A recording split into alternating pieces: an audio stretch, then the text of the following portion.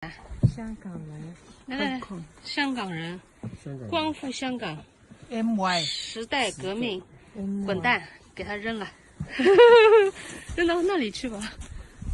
好 ，OK。 I'm not trying to be sensationalist. This is a legitimate question.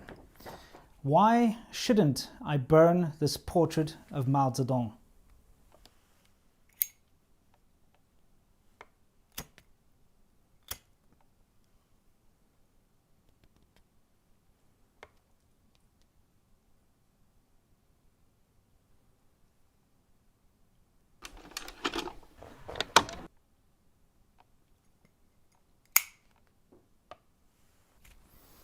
Okay, I'm still going to make that decision by the end of this video, whether or not I am going to set fire to that thing.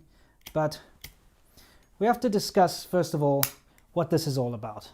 Why would I do something like this that obviously is going to hurt the feelings of some people, is going to cause a lot of uproar amongst nationalists? Well, there's a very good reason for this.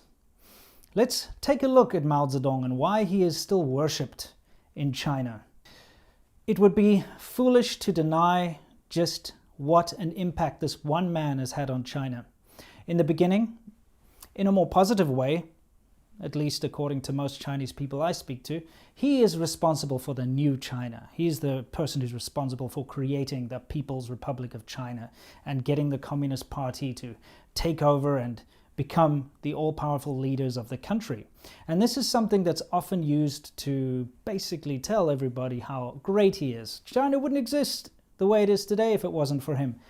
But yes, that's true. China wouldn't exist in the way it is today if it wasn't for him. All the bad parts of China would not exist the way they are today if it wasn't for him, because him and his policies led to the mass famine, starvation, and death of tens of millions of Chinese people, if not more.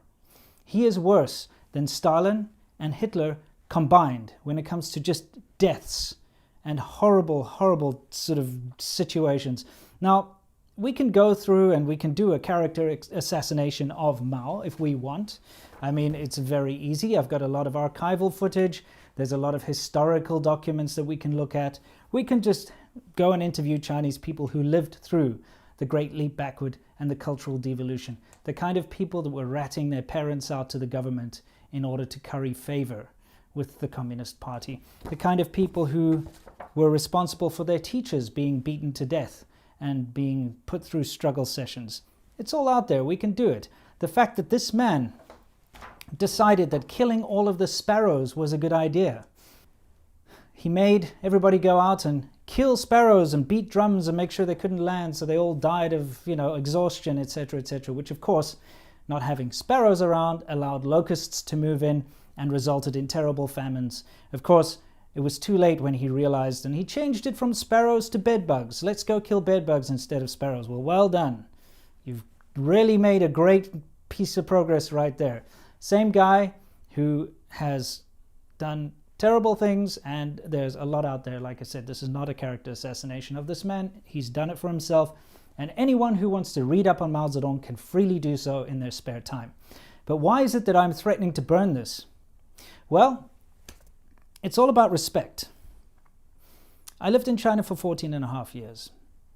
And everywhere I went in China, especially in the more rural areas, you would see pictures of this man on the walls of shops, on the walls of people's homes, on the money. He's still on the money. This guy who's responsible for so much death and, depravity is still worshipped as being a great man in China. And I really couldn't understand it at first.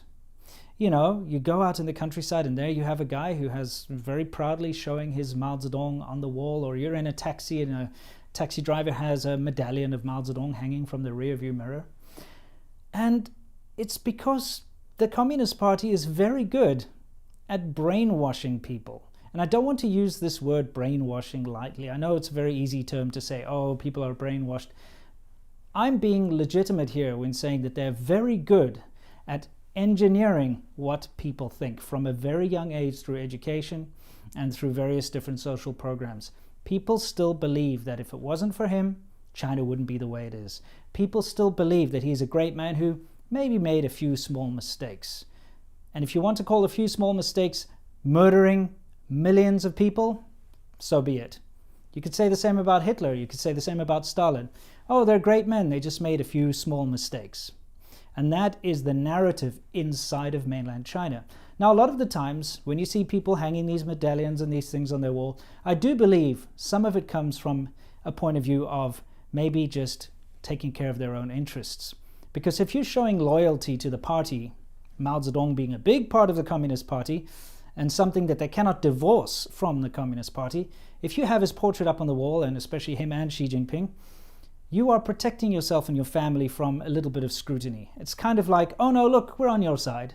It's kind of like those guys who drive around wearing a big American flag, the thin blue line thing, you know, and speed around, and if they get pulled over by the cops, they're like, oh, don't worry, I'm on your side. See, you know, I support you guys. I wear a thin blue line. It's a kind of like that. It's like if they ever get into trouble and the local authorities come to their shop, they're like, look, I am loyal to the party. Here's a picture of Mao Zedong. So there's a little bit of that going on too. But now let's get to the crux of this. And what made me actually even think of such a ridiculous idea as to burn the portrait of Mao Zedong? Well, it's simple. The behavior of mainland nationalist tourists around the world when it comes to things like other people's rights of free speech. Very recently, it has surfaced that the Lithuanian Hill of Crosses, which is a very religious site where people go and put down their crosses and their wishes, etc., a mainland tourist pulled up a cross that had, you know, Free Hong Kong written on it and, you know, the fight for democracy stuff. And she picked it up and she threw it away, you know. 看看我们做些什么事情啊！来看一下上面是什么东西？谁写的？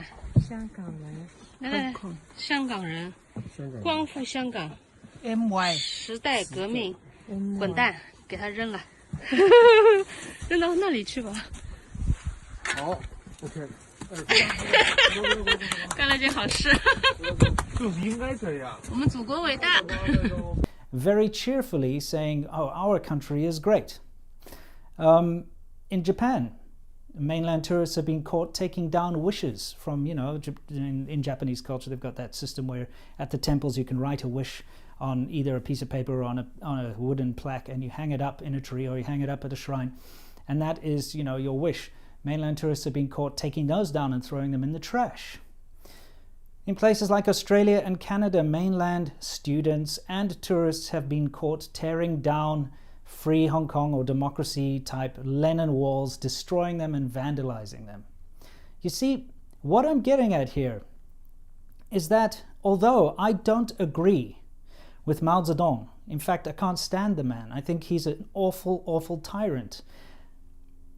I did not vandalize his posters when I was in mainland China. Why not? You know, they're everywhere. I can walk into a shop, no one's looking, I can tear it down. I could urinate on one. I could go buy one myself and go and put it on the street and urinate on it, set it on fire, do whatever I want. Well, not really, because if you do that in China, you're liable to get arrested. And, you know, defacing Mao Zedong or even the money can get you into a lot of trouble. So, of course, other than the law kind of preventing me from doing it, there was something else that prevented me from destroying posters of this tyrant while I was in China. And that is respect. Respect for Chinese people and respect for their beliefs. Because although I think he's an absolutely terrible man, worse than Hitler and Stalin, worse than Pol Pot, this disgusting man, I still would not try to force my beliefs onto the Chinese people. I would not go ahead and ruin and destroy somebody that they respected, a portrait of somebody that they looked up to and respected, because I respect them.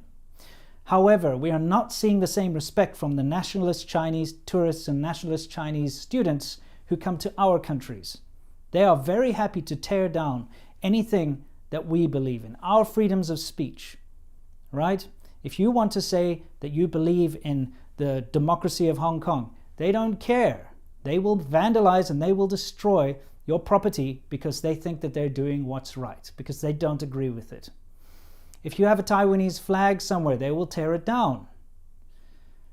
if you have some kind of an event that says, let's drum up support for freeing Tibet or the Uyghurs or something, they will come and boycott and cause trouble and tear it down and vandalize and go ape. That's what they do. And they are not giving us the same respect back that we are giving them. There's a reason why people aren't going around setting these on fire and tearing them apart, and that is respect. And it's about time the nationalist Chinese tourists started giving some of that respect back to the rest of the world.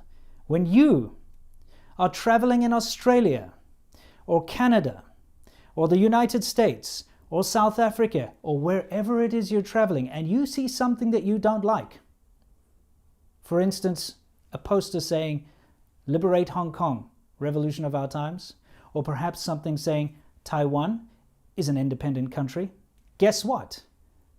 You are not allowed to go and tear it down. You are not allowed to go and vandalize it. If you do, you are breaking the law. Just like I did not go and vandalize your precious Mao Zedong posters when I was in China. That's why I didn't go and damage your propaganda stuff every time I saw it and didn't agree with it in mainland China. This is called respect, and it's something that China needs to learn. So at the end of the day, am I going to burn this portrait of Mao Zedong? No, I'm not going to burn it. And you all know why. Because I respect my Chinese friends. I respect my Chinese family. And I respect Chinese people and their opinions, at least to a certain degree.